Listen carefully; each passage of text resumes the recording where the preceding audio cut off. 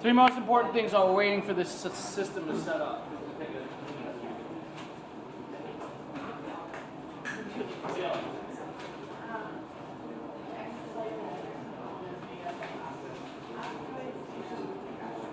Okay, so Bailey said that the extracellular matrix of bone is made up of hydroxyapatites and osteoids. Someone take that and run with it. What does that mean?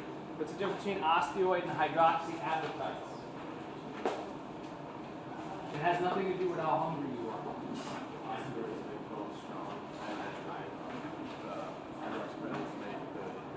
Yes, did you hear that? Osteoid makes bone strong. Hydroxyapatites make it rigid.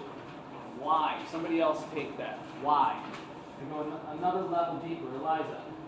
Hydroxyapatites are hardness of the bone, calcium salts. Calcium salts, right? And osteoids are Collagen. Lots of collagen, right? So anything that breaks down collagen will also weaken bone. For instance, the best example is cigarette smoke. Not only is it bad for your skin and your lungs, but it makes your bones weaker because it produces an enzyme called collagenase. It upregulates it, and that's going to break down the osteoid in bone, which is not good. That's a good way to get rickets. All right, come on.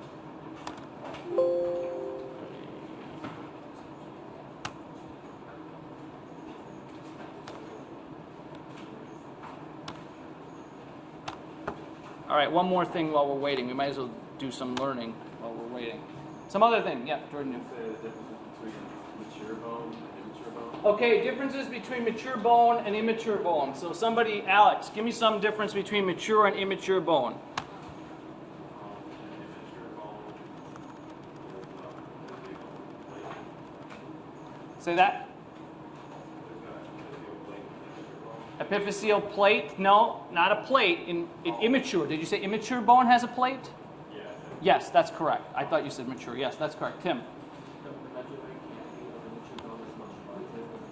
The medullary cavity of immature bone is much larger. Why? What's that?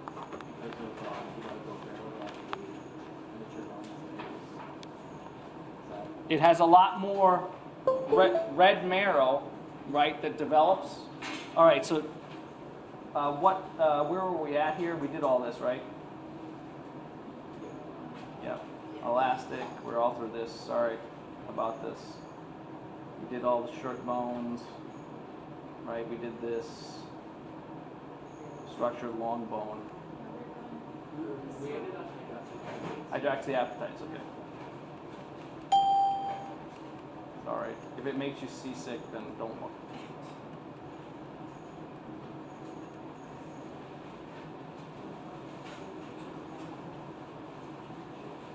We didn't do this.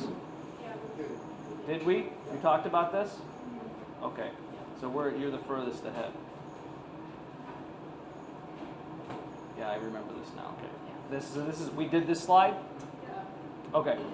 All right, so somebody would lower the lights, please. All right, so just a reminder, extracellular matrix, right, is primarily composed of osteoid. Osteoid is organic, made up of a lot of collagen fibers, right? It gives it strength. Hydroxyapatites, all inorganic salts, phosphates, magnesium, calcium salts, all very, very important, right? The osteoid is secreted by the osteoblast. Remember, an osteoblast is a type of mesenchymal stem cell that can only make bone. That's all it can do. And it's an immature cell, right? And then when it becomes mature, it becomes an osteocyte.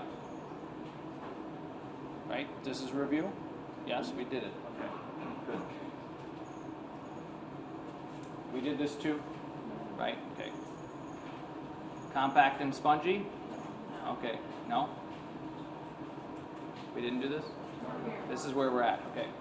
So when you study bone histology, it is important to understand the difference between compact and spongy. Remember the different names. Compact is the same as cortical.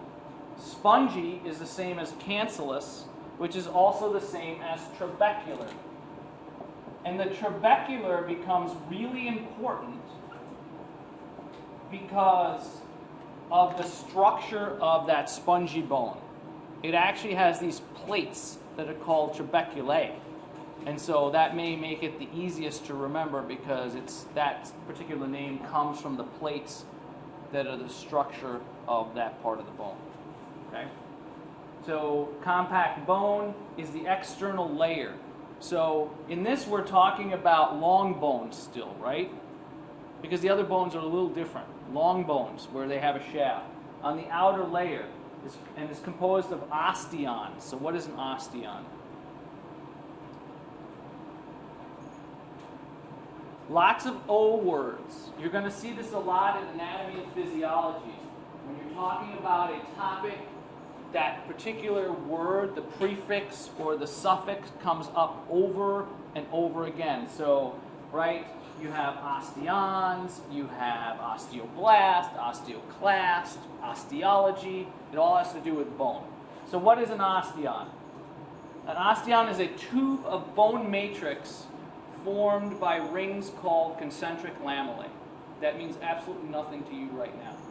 So I'm going to show you a picture. So I'll read that again. An osteon is a tube of bone matrix formed by rings called concentric lamellae. If you ever want to see one in bakery form, come into my office. The second group I ever had in 2010, 2011, they actually made me one of these cakes. So I ended up taking it home and eating an osteon cake. Yeah, it's kind of cool. They were a fun group. All right. So this is what it would look like. This isn't very different than something you might see on a lab exam. So this is the cortical bone, which is on the outside of the femur, right? The compact bone. This is the rigid part, right? This is the part that if you don't get enough of the right vitamins, you get something called rickets, where your bones actually bow. And that doesn't happen for most people anymore because of the nutrients that we get. This thing is an osteon right here. And what are you looking at? So in this diagram, you actually have 1, 2, 3, 4, 5, 6, 7, 8. 8 full or partial osteons.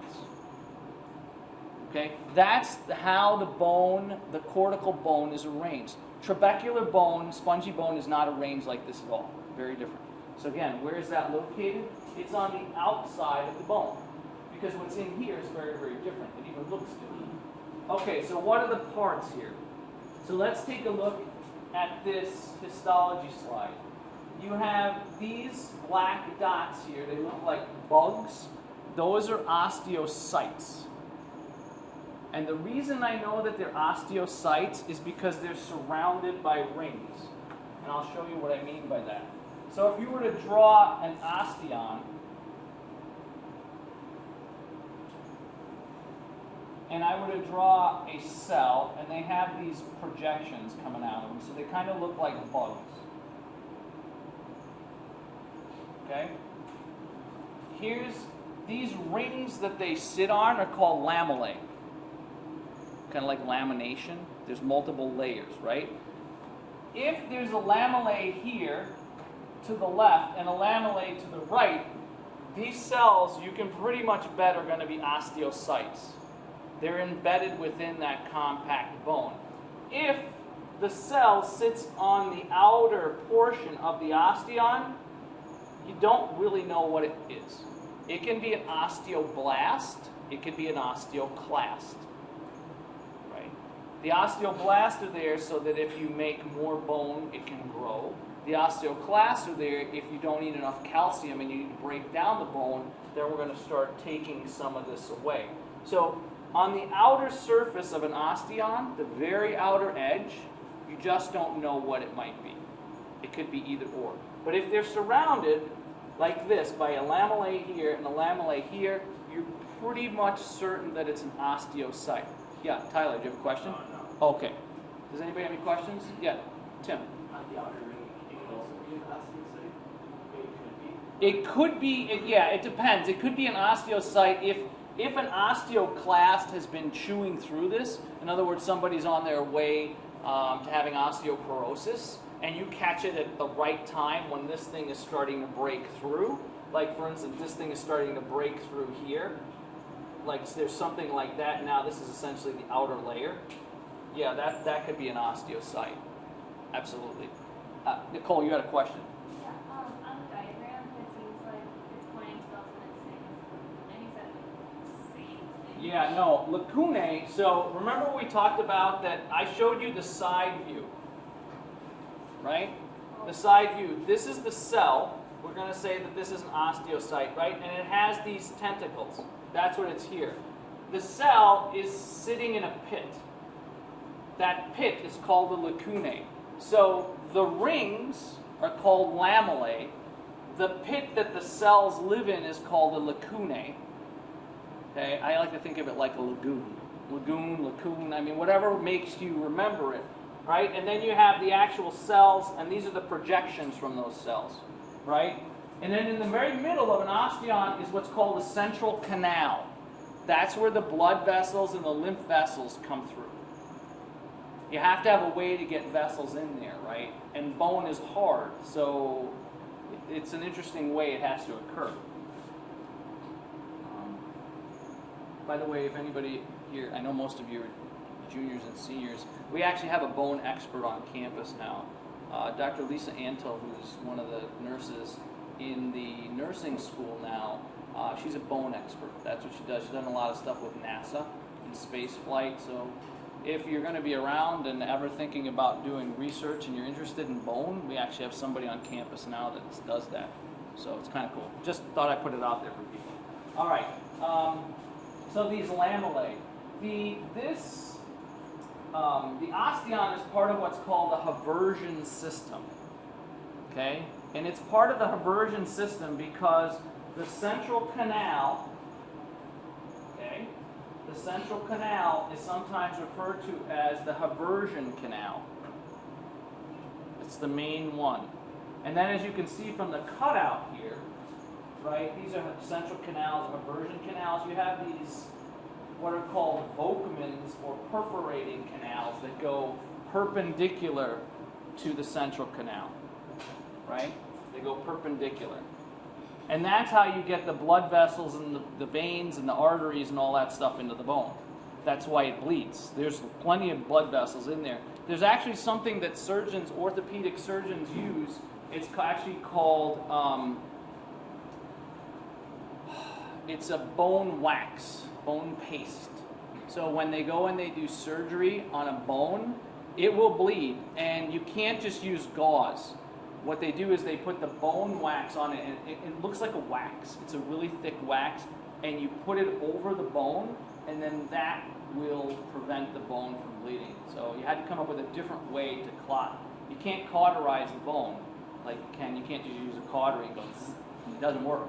But the bone will bleed, so they had to come up with a way of doing that. So it's kind of interesting. So lots of canals in here. The thicker the bone, the more osteons you have. Does that make sense to everybody? Now, this is the thicker, compact, or cortical bone. Remember, we're on the outside. Does that make sense? This is not in here. It looks very different in here. Right? This is where you find the majority of the hydroxyapatites, right? This is the rigidity of the bone on the outside. Any questions? Yeah, Teresa. So the osteons, do they run perpendicular to the bone or do they surround it with a ring around? Yeah, so they run in this direction, right? Yeah, so these are here like this. And then they surround the entire outer shell of the bone. Does that make sense? So you can imagine that these are running around the bone in the cortical bone. And they're running in this direction. So in this case, right, here's the head of the femur, and there would be the lower part of the femur. Good question. Yeah. What is the perpendicular canals called? They're called Volkmann's canals. That's another name for them, Volkmann's. Good question. Or perforating. Perforating, perpendicular, Volkmann, same thing. Haversian or central canal, same thing. Again, multiple names. That's just the way it is in anatomy. All right, other questions? So this is in the outer wall. central canal, right, its bone starts being built. When you were a child, you didn't have a lot of cortical bone. Actually, you didn't have any cortical bone because you started off with what kind of cartilage? Hyaline cartilage, that's right. And then you started adding. So you didn't have any osteons. You started off just with chondrocytes. So what you can do is here's the concentric lamellae, right? They keep getting thicker, just like tree rings. The same thing. Now, unlike tree rings, you can't tell how old somebody is by the number of rings, right? Because you don't necessarily keep adding rings. You can just tell how thick the bone is, but you can't tell how old they are. You keep adding them, that's the osteon. Okay, we'll keep coming back to that. So the osteocytes are located in the lacunae between the concentric lamellae. So that's what I'm showing you here. That's how you can tell on a histology slide, is it an adult cell or is it an immature cell? If it's an immature cell, you don't know which one it is. And like Tim said, are there instances where the osteocyte could be on the outside? Sure, and it's usually pathological, right? Or there's a bone break. So, kind of on the outside. Osteocytes communicate with each other by way of cellular processes. These cellular processes are these legs-like structures that are on the cells. Okay? The process, so here's another point of confusion sometimes. The processes, okay, each process is physically part of the osteoblast, the osteoclast, and the osteocyte. The process actually lives in a miniature canal called the canaliculi. So the canaliculi are not the processes. The canaliculus is not part of the osteocyte, right? So if you could imagine this thing here, these processes, right? If they were to extend into the bone, you'd have to have a channel, right, where it can live. This thing that's inside the channel is an extension of the cell. That's a process. The thing that it's sitting in is the canaliculus. Sometimes people get confused by that. So there's these processes. They have to be in this thing. The cell body has to be in lacunae, and then these processes have to be in canaliculi. So that's an osteocyte. You can see how they can touch one another. These bone cells can communicate with one another. That's why they have these canaliculi. And that's the negative. So what's the negative? So in this case, this part is the lacunae, and the white extensions here are the canaliculi. Zach, you have a question? Yeah, do the canaliculi, do they actually fully connect the cells, or are they junctions? Yeah, some of them do. They don't have to, but some of them do. Absolutely. In this case, they do. Right? And what ends up happening is, remember that the cells are what are secreting both the hydroxyapatite and the osteoid, right? So when this thing was a brand new baby cell, and none of this existed, right? This was on the border. This cell, this osteoblast at the time, would have secreted the osteoid and hydroxyapatite, and that those substances would form around the processes. Okay? It's not like you can drill a hole through the bone to get this to happen. As you're forming the bone, the canaliculi form around processes. As you form the bone, the lacunae forms. It's before the fact, not after the fact. Okay, and you can see that some of these processes actually go all the way to the central canal. And the reason you want that, right, is because canaliculus, we'll get there in a second. Each osteon has a central canal. Again, this conversion canal contains blood vessels and nerves. The central canals are connected to each other by perforating or Volkmann's canals. So make sure you know all of that terminology. Because, I interchange them in lecture, and then I interchange how I talk about them in exams. So you don't want to get confused. This is what I'm talking about. why is that important? What are these canals? What's the importance of those processes having access to these canals? What's in the canals back here? I was going to say maybe for releasing calcium into the bloodstream. Yeah, releasing calcium into the bloodstream for homeostasis. Why else? Well, let's take a look. So these are a bunch of them, osteocytes, right? They look like they're bugs. Right? And this is the central canal. You got those.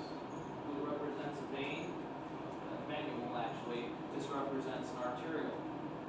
So why else? Stuff can leave, right? The waste can leave, but then the nutrients. Remember, you have to keep the bone alive. Bone, if you don't have a good blood supply to the bone will deteriorate, right? In order to keep this alive. So what is that? So we'll go back again. What's going on here?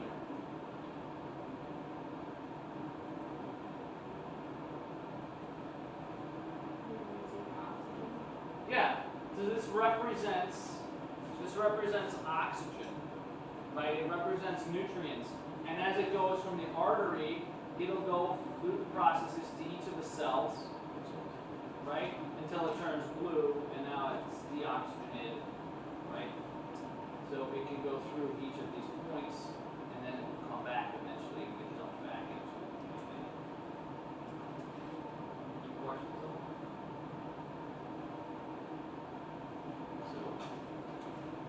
This is just what we've been looking at. Just a reminder, compact bone is on the outside. This is what it might look like. So let's take a look at this. Can you see this osteon here? You see how it's not shaped perfectly? Why? Give me a reason why that might not be shaped perfectly. Why is that osteon here? Does it look like a pear? If you look at it on the outside. Why is it that it might not be shaped perfectly? Give me some reason. Because the ones I showed, yeah, Tim. Could be a broken bone. That's reasonable. Could be broken and it fixes itself. But it's, yeah, Tyler. The location of the bone, whether it's like the shaft or somewhere else. Yeah, where it is. So what kinds of forces are on it, right? Zach. I was going to say that different stresses on the bone might cause it to be shaped. Yep, Kaylin. It could be in the middle of developing a layer. It could be in the middle of developing a layer. It could be. CJ, did you have your hand up? I had a question. Yep. Can like nutrients and oxygen stuff that use through the matrix at all, or does it have to go through the canals? Can it go through the matrix? It's very challenging. No, it's got to all go through the canals. So this isn't like cartilage where it can happen. So also it could be maybe, the other thing that's a possibility is that during the development, this individual, this organism wasn't getting enough of the nutrients and its bone somehow softened. Okay? It got soft for a while and then it rehardened. So they weren't getting the right nutrients, they were malnourished, all kinds of things like that. Those are all reasonable. Because around here, see this one's round, right? So they're all reasonable explanations. And so you can see an artery and a vein. This is another one, not something very different from what you might see on an exam. If you see this, you should knock this out of the park. You should know all these parts, it's easy, right? Central canal, you've got osteocytes, osteoblast maybe, you've got lacunae, processes, canaliculi. You should get this wrong. None of you should get this question wrong. It shows up. This is a meatball. Throw it up in the air, destroy it. Okay. This is what they look like up close. I doubt you're gonna get something like that. All right. Spongy, cancellous, or trabecular bone is surrounded by compact bone. It's what's on the inside. It was where most of the medullary cavity was. Right, the medullary cavity actually gets smaller, right, as a percentage of the size of the bone as you grow. Right, percentage-wise, it was bigger when you were a small child. Your cavity is probably physically bigger as an adult, but percentage-wise, it's smaller. The bone's gotten bigger. No osteons are present. It doesn't have that structure. It doesn't look the same. Okay? Osteons are only compact bone outside. It is composed of plates. I think of them as girders.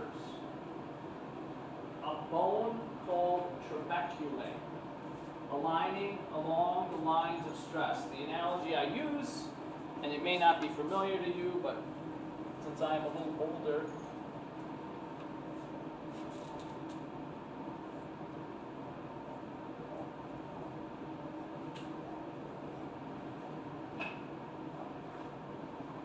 it looks something like that. It actually looks like the Fortress of Solitude in Superman. You see the 1978 movie, that's what it looks like.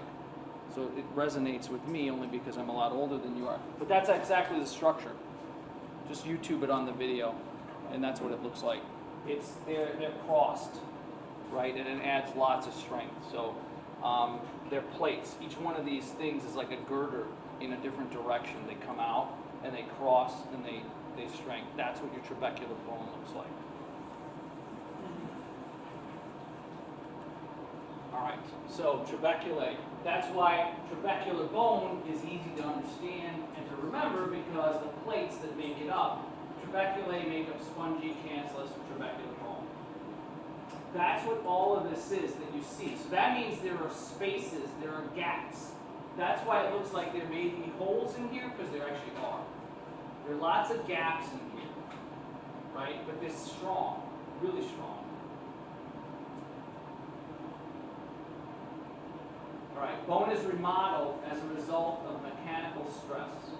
Gravity, lack thereof. If you go into space, one of the things we're talking about, you go on by where our lab is, in room 77, I have an article up from Ball State, the Human Performance Lab, because they're helping work on figuring out how the hell we're going to get people to Mars and back.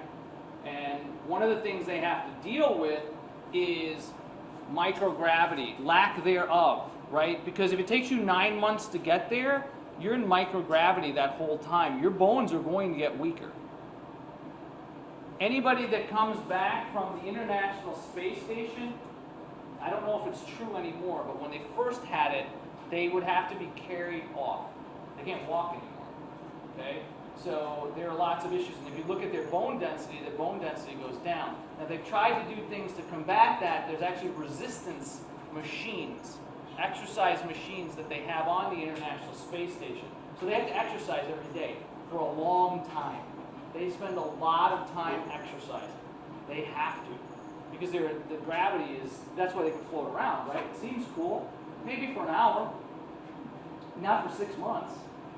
Okay, and so that's what happens. The other reverse is also true. CJ. They replenish that once they get back to Earth, or is that like gone? Yeah, we don't know. So some of these people, some of these astronauts come back. Can they replenish all of it? I don't know. I mean, I think they can, but with a lot of work. It's no difference than a female who's got severe osteoporosis, right? And some of these people come back, and they'll be in their 30s, and they'll look like they've got the skeletal system of a 60-year-old, structurally. So it's kind of a big deal. But the other thing is, the other direction is also true. You can make bone thicker, right? For the same reasons. The reverse is true. If you keep loading bone over your lifetime, it'll get thicker. The problem is, it takes a lot longer to build it than it does to destroy it. And that's why you don't want to destroy it. Because building it up takes years to do. So mechanical stress keeps bone strong. Gravity, right? This is a weight-bearing situation. Because I'm on my feet, this is physically stressing my bones. That's good. Anatomy of the bone reflects the stresses it encounters. You can actually tell what somebody did in their life by the thickness of their bones. If you look back at bones, fossils from human beings, even 1,000 years ago, you can tell what that person did for a living. Okay? Those bones don't look like yours and mine, because they had to do things that you and I aren't forced to do anymore. Okay? have the same nutrient profile you and I did, right? They didn't have access to all of these nutrients, so their bones were different. These are called stress lines. So this is on the hip, right? This is the head of the femur here. You can see where the stress lines here come through, right? So these lines, the force is being pushed this way, and then it's being transmitted through the bone and down, through the bone and down, right? So that's going to determine how strong or weak this bone is. Zach, you have a question? Yeah, can you observe these lines like on the surface? No, you can't see them on the surface. Good question.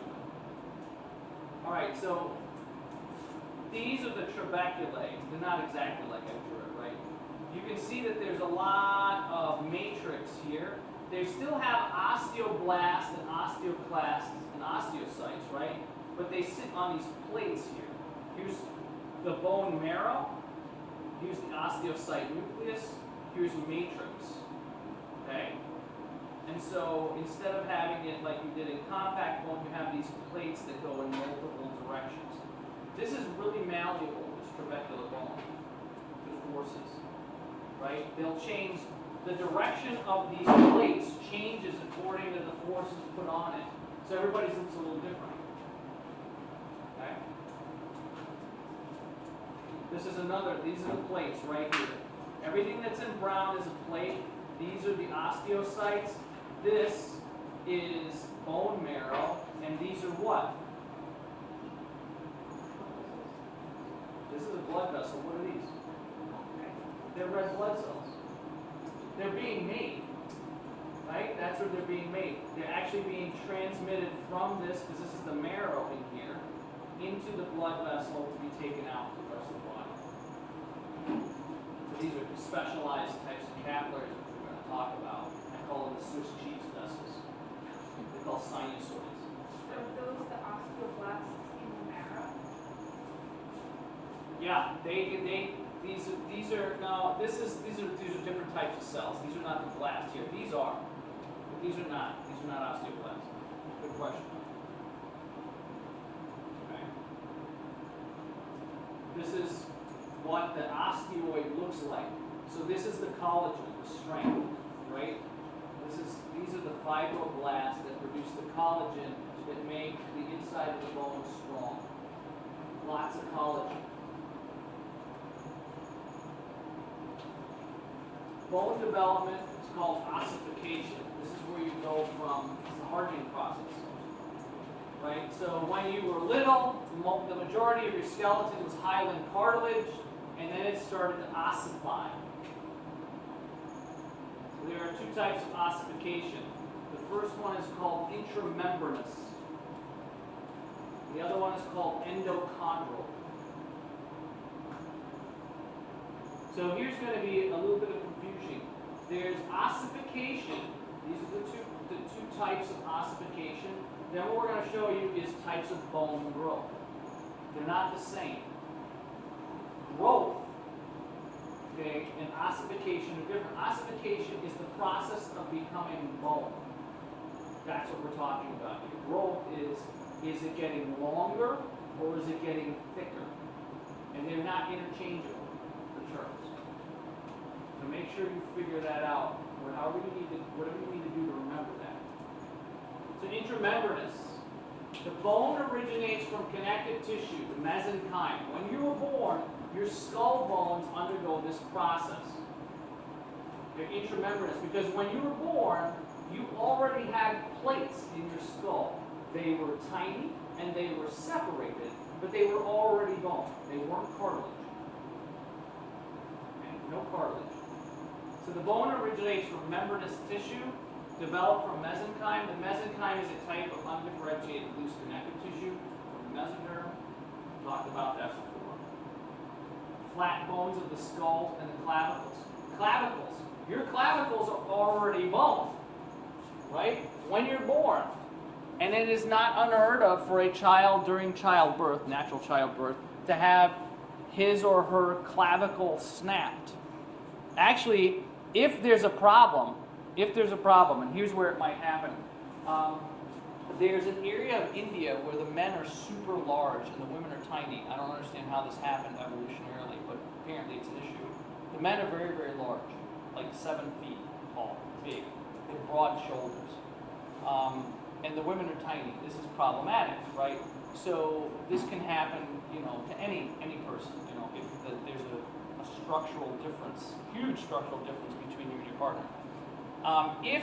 If they're having problems delivering, there's lots of things that an OBGYN can do, but one of the things that they reserve, and they don't do it often, but they do it to save the baby and the mother, is they will go in there, and usually it's boys, but it could be girls too, right?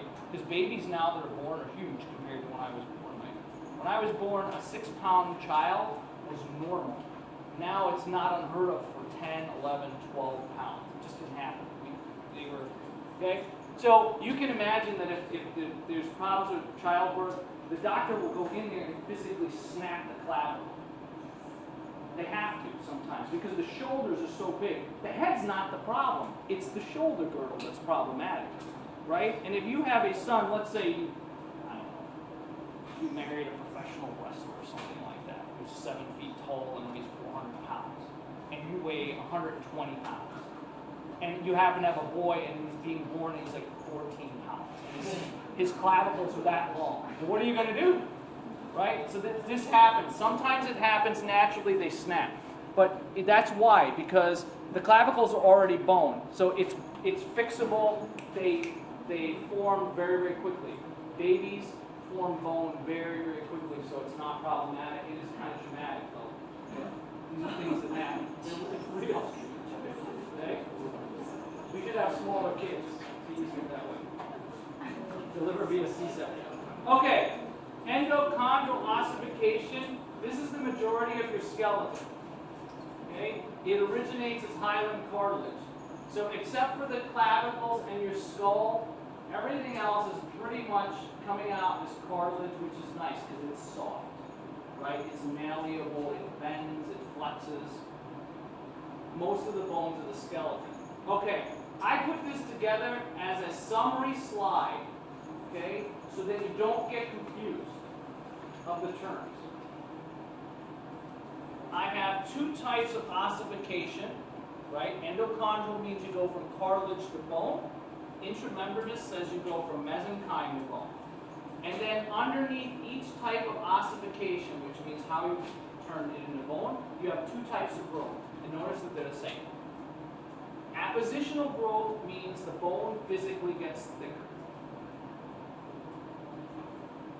Interstitial growth means the bone grows longer. So this is in response to many years of people getting these types of questions wrong and trying to figure out why they were getting it wrong. So I think this, more so than the words, probably helps. This is like a study slide here. Boom. You got this, you're not going to get it wrong. You shouldn't. Right? It's all in one nice, neat slide. So endochondral, cartilage to bone, it's also the way you heal a fracture. Because when you fracture a bone, you always start with cartilage that fills in first and then ossifies. It's not, you can't go down intramembranous route anymore. You don't have that capability. So you gotta go this route. So this is both most of your bones and then how you heal a bone. You always start with cartilage that comes in. Okay, and then I give you examples here. Right? So endochondral is most of the skeleton, the skull, the sternum, the clavicle, the mandibles are all already bone. Some bones have to be there. Okay. Any questions? Yeah, Zach? So if you fracture a bone and then you start to form the cartilage, what is secreting the cartilage? The fibroblasts, chondrocytes. Yeah, there's stem cells still in there. Yep, they're activated. And then they go away. So they're still around enough. And bone, we're talking about that for a second. When you get a hip transplant or like a bone transplant, do you get cartilage that attaches and then forms new bone around the implant, or is it A bone transplant, like leukemia. so like you get a titanium implant because you replace a bone here? Yeah, so if you get a hip replacement, right, depending on how they do it, they cut off the top. It's like big time. It's like heavy construction when they do this. If you ever see this, you'd be flabbergasted at what's actually going on. It's like construction units, like putting up a house. When they cut the head off, right, and they implant that titanium, that piece of titanium in there, you know, they've got to glue it in there essentially and mount it with steel. The bone will eventually form around that. Yeah, the bone will form around that. But they're already anchored it. It's not going anywhere before the bone forms. Okay. Remodeling. It's a law called Wolff's Law of Bone Architecture. Wolff was a physician and a physiologist, German, and he figured out, his lab figured out that stress correlates to density. The more stress you put on a bone, assuming you have the right nutrients and the right environment, the bigger and the stronger the bone will get. That's the bottom line.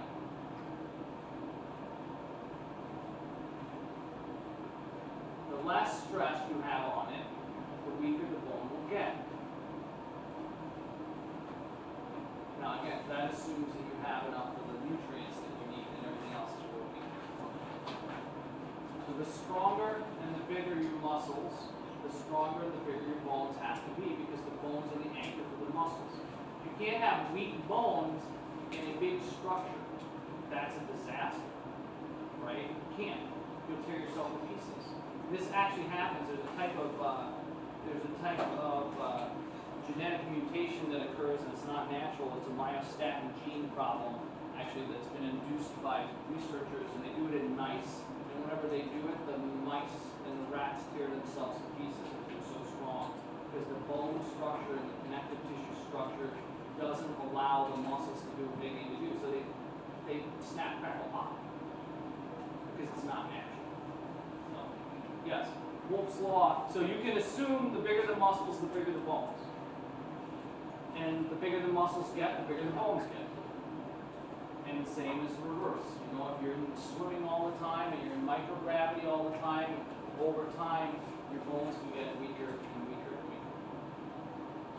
So this is an example of how endochondral ossification occurs. This is a long bone. This is all cartilage. Here you have a little bit of this bone that starts, right? What starts to happen is the medullary cavity starts to form. Here's some compact bone. A blood vessel will come in. The medullary cavity keeps getting bigger, right? And then it starts to form out because you grow tall first and then usually in growth as a human. So this is still a juvenile, and you know that because you still have these plates that are called physis. You don't have to know that. That's what those plates are called. All right. So here's some extra stuff. We'll do it because we got some time, and then we'll finish today. We'll finish up with bone. So bone growth is controlled by hormones. We're going to talk about two of the hormones. It's controlled by lots of hormones. Testosterone, estrogen, progesterone, okay? PTH, calcitonin, thyroid hormone. Lots of hormones affect bone growth. But the more anabolic the hormone, insulin is very anabolic. The more growth you have. So this is an average age for males. Females tend to stop growing between the ages of 15 and 18 when the bones seal off. Males is 18 to 21. Right? Some people earlier, some people later. The growth occurs at these epiphyseal plates, or these physes, as they're called. There are other kinds of plates. An epiphyseal plate is found at a joint. Something called an apophysis is another type of growth plate, like the one you have where your Achilles tendon attaches. That's called an apophysis. It's also a growth plate, but it's associated with the tendon and not a joint. You don't have to know that. That's just an aside. All right. Growth plates are composed of hyaline cartilage left over from endochondral ossification. So this is just a recap, right? Any questions? I know I'm going a little quick. I'm trying to catch us up. You get it, don't you? You're almost there. All right, so this is again the juvenile, and this you should know the difference. You should know all of these differences. We mentioned that before. Bone remodeling. remodeling. Bone is constantly remodeled every day. Every choice you make, the bone is remodeled. Think about this whole sitting that we've been doing. You know, this is the Martino moment theme. That's sitting. If you're constantly sitting on those bones, right, your hip and that part of the femur, what's going to happen to it? It's going to reshape the head of the femur and the pocket, the socket, which is called acetabulum, in a really bad way, so that eventually the bone, maybe the head of the femur, gets a little too big and is pushing up on the bottom, and the acetabulum maybe gets a little too small, and now they can't functionally rotate anymore, right? So movement all the time, and healthy growth we want. We know about osteoblast and osteoclast. So we'll talk about this a little bit more when we get to the endocrine part. So bone remodeling, the important part here is hormones and mechanical stress. So growth hormones, so you've got growth hormone, testosterone, estrogen, and insulin are all very anabolic. They will make this grow. Cortisol, epinephrine will break this down. If your metabolic rate is too high, too much T3 will also break this down. Okay? Then we're going to look at two others, specifically for bone. PTH stands for parathyroid hormone. Okay? Parathyroid hormone. Parathyroid hormone, and then there's calcitonin. And we're going to look at a negative feedback loop. So all of this that's in words, don't worry about it, because I'm going to get to the negative feedback loop. It's a nice picture. I'm going to suggest how you should study. And that picture is definitely worth 1,000 of these words. So the parathyroid gland, which is attached to the thyroid gland, para means around, in the vicinity of. Right? Parathyroid hormone is released when calcium levels in the blood are low. So let's say you're not eating your calcium, you're not eating enough leafy green vegetables, right? You're not drinking milk, not eating cheeses. Then you're going to need calcium so your muscles can contract, so your glands can produce what they need to do. So what do? One of the hormones that's activated is this parathyroid hormone that's produced by parathyroid gland. It stimulates osteoclasts. It also inhibits osteoblasts. That's important. So PTH stimulates. So the way I like to do this, and it's just my thing, but you don't have to do it this way, is I like to use arrows. Arrow up means osteoclast activity is up. Arrow down means osteoblast activity is down. And then side-to-side arrows means that osteocyte activity is pretty much not changing. So that's what this hormone does. It affects those cells that way. And it would have to, right? With the greatest effect being here. So this arrow would actually physically be longer. Now, this is something that sort of sets you up for physiology. You're going to see this over and over again in phys. There are multiple what I call gas and braking mechanisms in physiology, right? Okay? So, especially when it comes to hormones, it's not that one is always on. It's not like you drive your car, right? Hopefully you don't drive the car the way I'm about to explain. You don't drive your car with your foot on the brake and your foot on the gas at the same time. Does anybody do this? Good. You're not supposed to. Excellent. But your body drives its hormonal systems that way. It has both the negative switch and the positive switch on at the same time. They're shades of gray. And what does that do? It allows it to tweak the system very, very quickly. So usually when one goes up, the other one goes down a little bit. In an emergency situation, that would be extreme, right? You completely shut this off, and you turn that on, or vice versa. So that is a concept you have to become very familiar with, because that's how your body works. It's hormonal. Everything is always on a little bit, right? It's called the basal level of activity. All right. So, breakdown of the bone releases calcium into the blood. The osteoclasts break down bone by secreting hydrochloric acid. acid plus some other substances break down the hydroxyapatites in the compact bone and in the trabeculae and start to get that calcium, the phosphate, the magnesium into the blood so that it can be transported where it's needed. PTH is no longer released. That's not completely true. It's released at a lower level when you're at homeostasis, meaning the body's happy. Right? So this you should memorize. This is a great diagram. Here's the modifications I would make. Okay?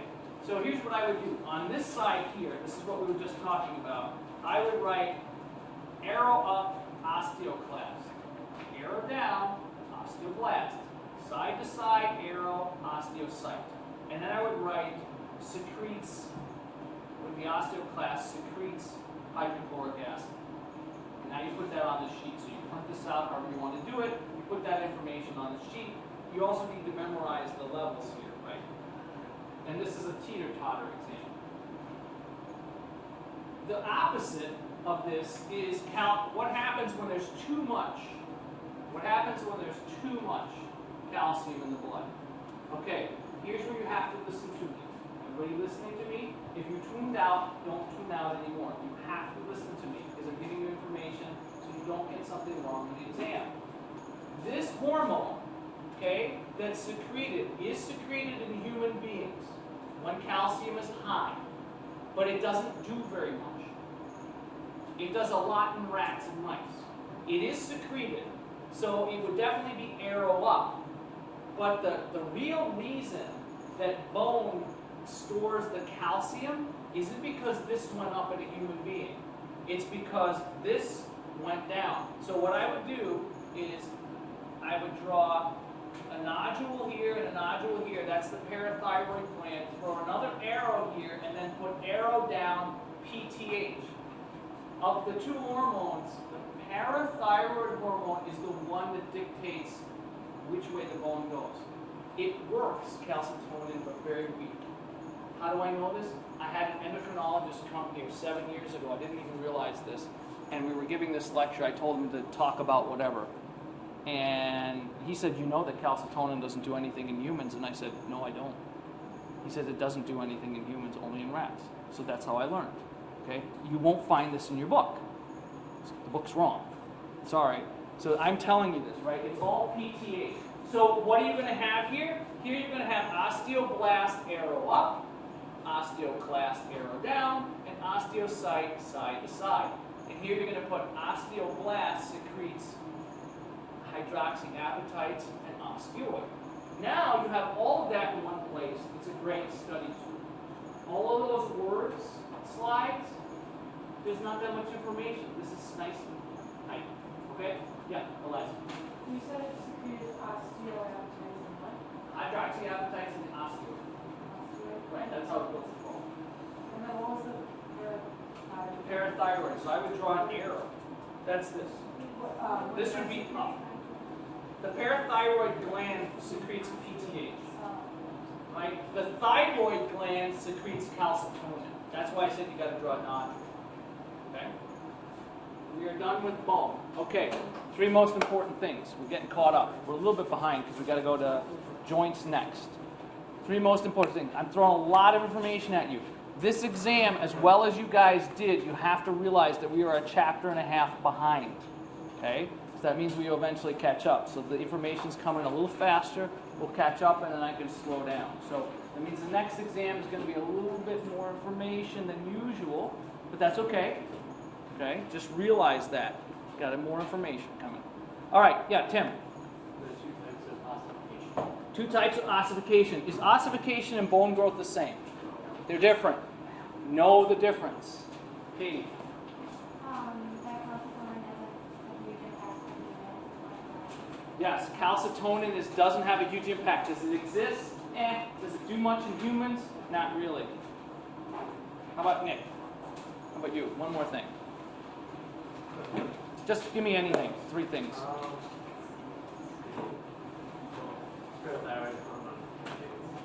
Parathyroid.